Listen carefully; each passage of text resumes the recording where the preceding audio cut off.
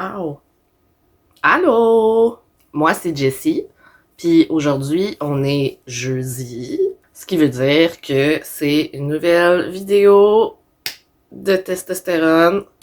Ouh! Ça fait 10 semaines, si je ne me trompe, parce que je viens juste d'aller voir, mais je pense que ça fait 10 semaines. J'ai pris ma 11e dose. Ça va vite, mais ça va pas vite. Est-ce que vous voyez? Parce que c'est quand même, tu sais, je commence pour vrai, là. C'est pas des blagues, c'est pas juste dans ma tête, j'ai vraiment du poil. Il y en a qui ont dit qu'ils commencent à voir l'ombre de ma moustache. En tout cas, ça s'en vient, ça s'en vient. Selon moi, en ce moment, malgré que c'est vraiment dole, la pandémie, c'est pas juste dole, c'est... Je vais pas sugarcoat, là. La pandémie, c'est vraiment de la merde. Malgré tout ça, je trouve que pour moi, c'est quand même le meilleur moment que j'ai choisi. Parce que j'ai choisi de faire ça pendant une pandémie, là, bien sûr.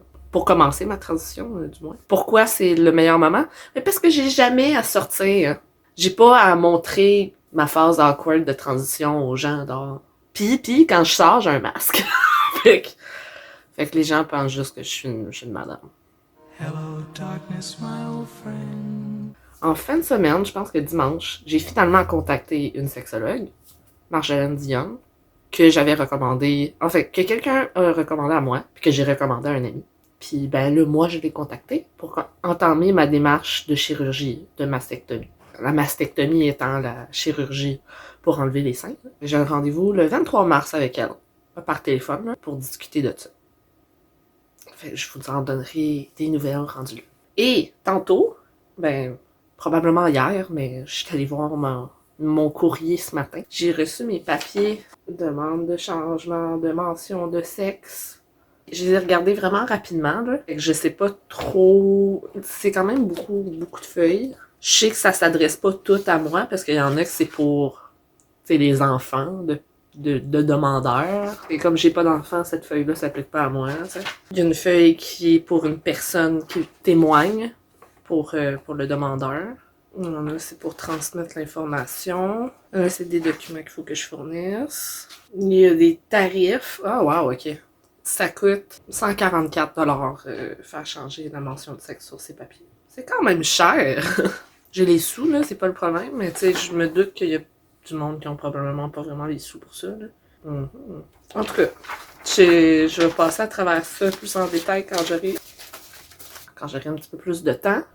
La partie que c'est comme un témoin qui doit remplir, ils doivent remplir ça devant quelqu'un, genre sous serment. C'est comme une demande de citoyenneté, I guess. Je pense pas qu'ils ont à chanter l'hymne national devant la reine, là. Ben, devant une photo de la reine, là. J'espère pas, en tout cas.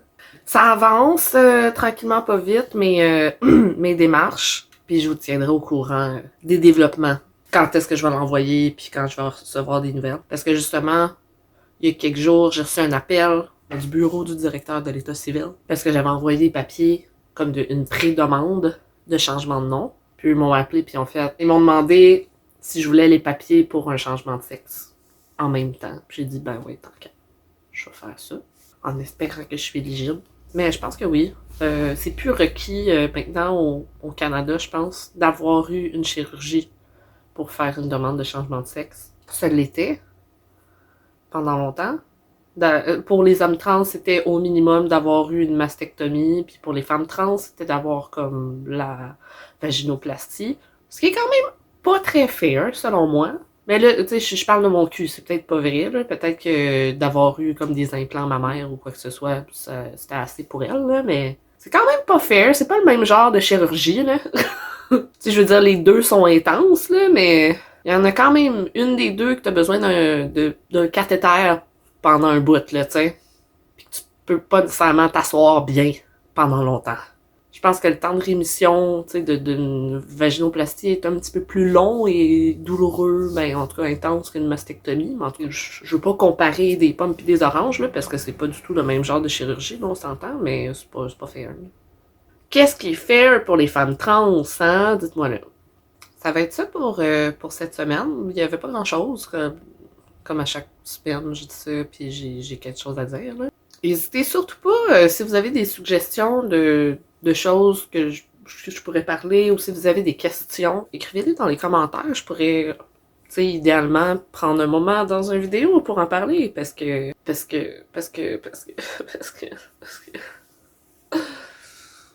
Je suis tellement fatiguée. Je travaille, puis c'est ça. N'hésitez pas, là, si vous avez des suggestions ou des questions. Je vais répondre du mieux que je peux. Je vais répondre, mais surtout de mon expérience personnelle, parce que, comme je dis, je suis pas une sommitaire en rien, là. J'ai pas d'études ou quoi que ce soit, là. Je suis pas... Puis, tu sais, je fais des recherches... je suis bien bon pour faire des recherches Google, mais c'est à peu près ça. Sur ce, passez une belle semaine, puis on se revoit la semaine prochaine. Ciao!